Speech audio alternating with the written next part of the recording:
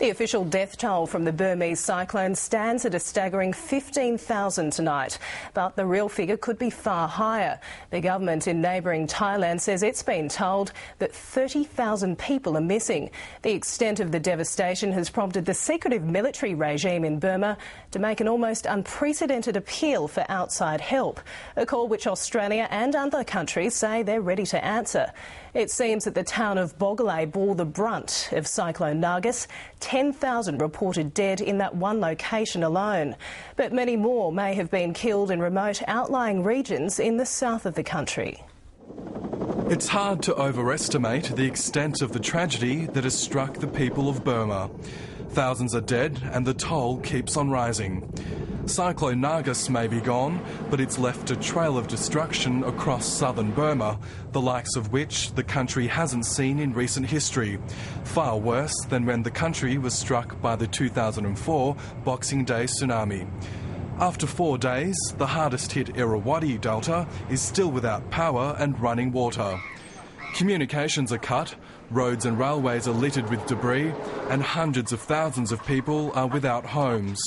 Burma's military rulers have declared a state of emergency across much of the south, home to some 24 million people.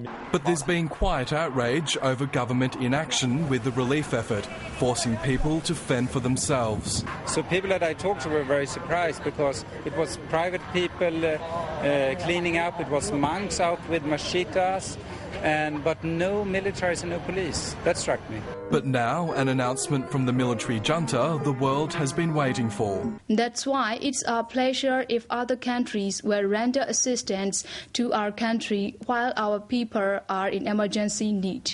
It's the closest thing to a cry for help from the reclusive regime which spurned offers of assistance during the tsunami.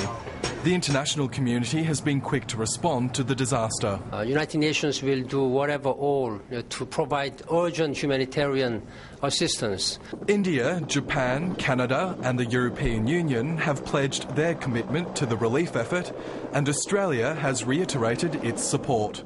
Well, certainly we stand ready, willing and able to give and render humanitarian assistance. And America's First Lady, a long-time critic of Burma's junta, has made this appeal to the country's rulers.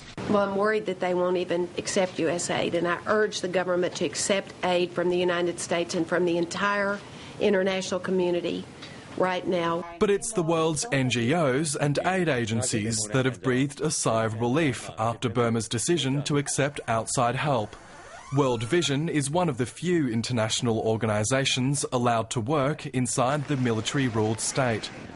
CEO Tim Costello says it won't be a quick fix. We know from tsunami areas that it takes another 2 years. When you're rebuilding homes for 20,000, 50,000 people, it is a couple of years undertaking, so we'll be there a long time. He says another grave concern is the spread of disease, a worry Burma's government has also expressed to its people.